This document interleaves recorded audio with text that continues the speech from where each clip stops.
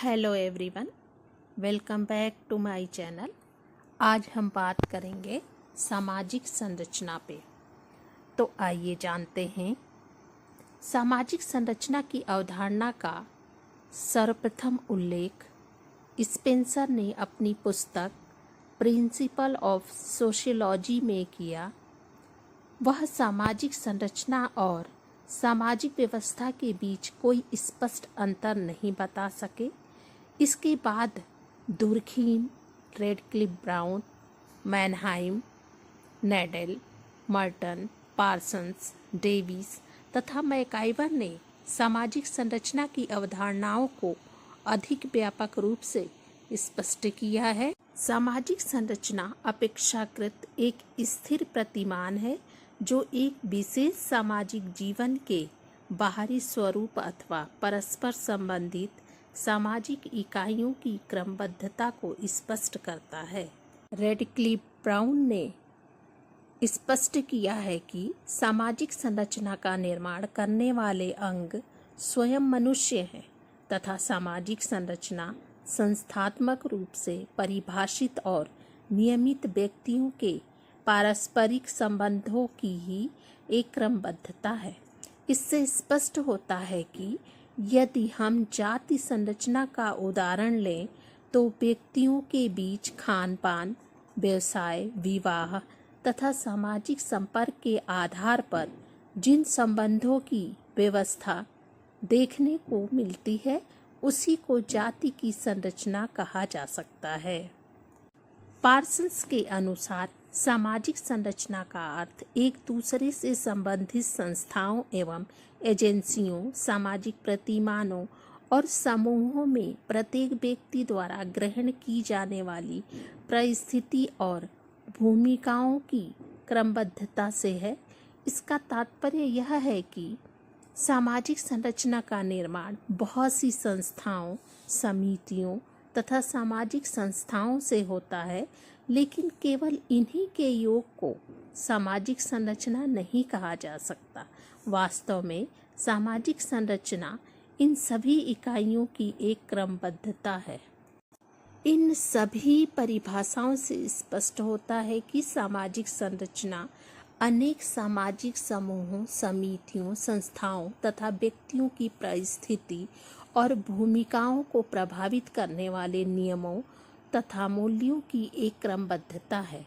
यह सच है कि आवश्यकता के अनुसार सामाजिक संरचना का निर्माण करने वाले अंगों की प्रकृति में परिवर्तन भी होता रहता है, किंतु इससे सामाजिक संरचना में साधारणतया कोई परिवर्तन नहीं होता है।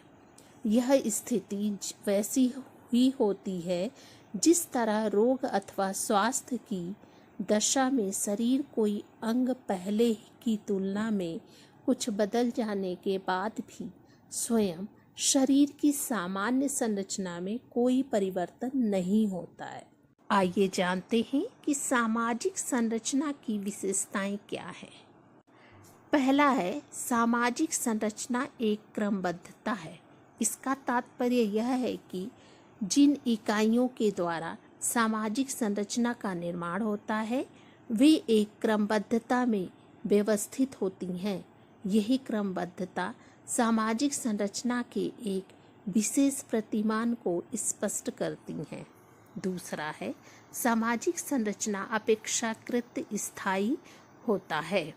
इससे स्पष्ट होता है कि सामाजिक संरचना का निर्माण जिन समूहों अथवा संघों से होता है उनकी प्रकृति कहीं अधिक स्थायी होती है।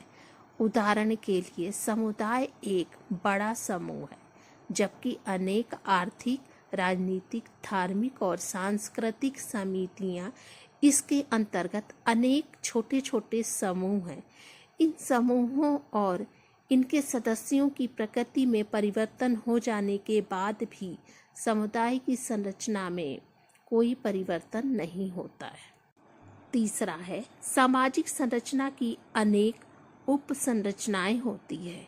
सामाजिक संरचना का निर्माण करने वाली विभिन्न इकाइयों की संरचना को उन उप संरचना कहा जाता है। उदाहरण के लिए राज्य सरकार, राजनीतिक दल तथा दबाव समूह एक राजनीति संरचना की उप संरचनाएं हैं। इसी तरह पंचायत, युवा गृह तथा नातेदारी व्यवस्था जनजातीय सामाजिक संरचना की उप संरचनाएं हैं। चौथा है, सामाजिक संरचना के विभिन्न अंग परस्पर संबंधित होते हैं। यदि उपयुक्त उदाहरणों के आधार पर देखा जाए तो स्पष्ट होता है कि नातेदारी की संरचना शैक्षणिक, आर्थिक, धार्मिक और मनोरंजनात्मक उप संरचनाओं से संबंधित होती है। इसी तरह व्यक्ति के समाजीकरण में परिवार, विद्यालय, धर्म, सरकार, राजनीतिक दलों तथा आर्थिक उप संरचनाओं का समान योगदान होता है। पांचवा है, सामाजिक संरचना में मूल्यों का समावेश होता है। इसका तात्पर्य यह है कि व्यवहार और समाज के अनेक तरीके, जनरीतियाँ, प्रथाएं, परंपराएं तथा प्रतीक इसका निर्धारण करते हैं कि किसी सामाजिक संरचना की प्रकृति किस प्रकार की होगी। विभिन्न समाजों के सामाजिक मूल्य एक दूसरे से भिन्न होने के कारण ही उसकी सामाजिक संरचना में एक विशिष्ट अंतर दिखाई देता है। पार्सन्स ने सामाजिक संरचना के निर्माण में मूल्यों को इसका महत्वपूर्ण स्थान दिया है कि इन्हीं की विभिन्नता के आधार पर सामाजिक संरचना की प्रकृति भी एक दूसरे से भिन्न हो जाती है। छठा है, सामाजिक संरचना के प्रत्येक अंग के निर्धारण प्रकार्य होते हैं। इन प्रकार्यों का निर्धारण सामाजिक मूल्यों तथा सामाजिक प्रतिमानों के द्वारा होता है। इन मूल्यों और प्रतिमानों में कोई भी परिवर्तन न होने के कारण सामाजिक संरचना की प्रकृति तुलनात्मक रूप से स्थायी हो जाती है। सातवां है, सामाजिक संरचना अमूर्त होती है। पार्सन्स ने कहा है कि सामाजिक संरचना कोई वस्तु अथवा व्यक्तियों का संगठन नहीं है, बल्कि यह केवल अनेक इकाइयों की कार्यविधियों और उनके पारस्परिक संबंधों का एक प्रतिमान है। मैकाइवर भी कहते हैं कि जिस प्रकार हम समाज को देख नहीं सकते, उसी तरह सामाजिक संरचना भी एक अमूर्त धारणा है। यह सत्य है कि परिवार, गांव, जाति, वर्ग, राज्य तथा विभिन्न समितियां और संस्थाएं सामाजिक संरचना का निर्माण करने वाली विभिन्न इकाइयां हैं, किंतु सामाजिक संरचना का तात्पर्य इन इकाइयों के बाहरी रूप से न होकर उस क्रमबद्धता से है जो समाज के एक विशेष प्रतिमान को स्पष्ट करती है। इससे स्पष्ट होता है कि सामाजिक संरचना प्रकृति अमूर्त होती है। आठवां पॉइंट है, सामाजिक संरचना का तात्पर्य सदैव संगठन से नहीं होता है। यह ध्यान रखना आवश्यक है कि सामाजिक व्यवस्था संगठन का बोध कराती है, परंतु सामाजिक संरचना में कुछ व्यक्ति अथवा इकाइयां ऐसी भी हो सकती हैं जिनके व्यवहार सामाजिक नियमों के प्रतिकूल हों। मर्टन ने इसे सामाजिक नियमहीनता कहा है। 9वां पॉइंट है, सामाजिक संरचना स्थानीय आवश्यकताओं से प्रभावित होती है। वास्तव में एक विशेष सामाजिक संरचना का निर्माण उसकी सांस्कृतिक, आर्थिक, राजनीतिक और भौगोलिक आवश्यकताओं के आधार पर होता है।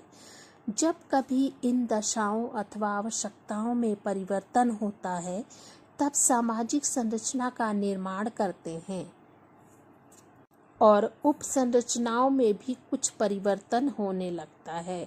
यद्यपि संपूर्ण संरचना में जल्दी की कोई परिवर्तन नहीं होता है।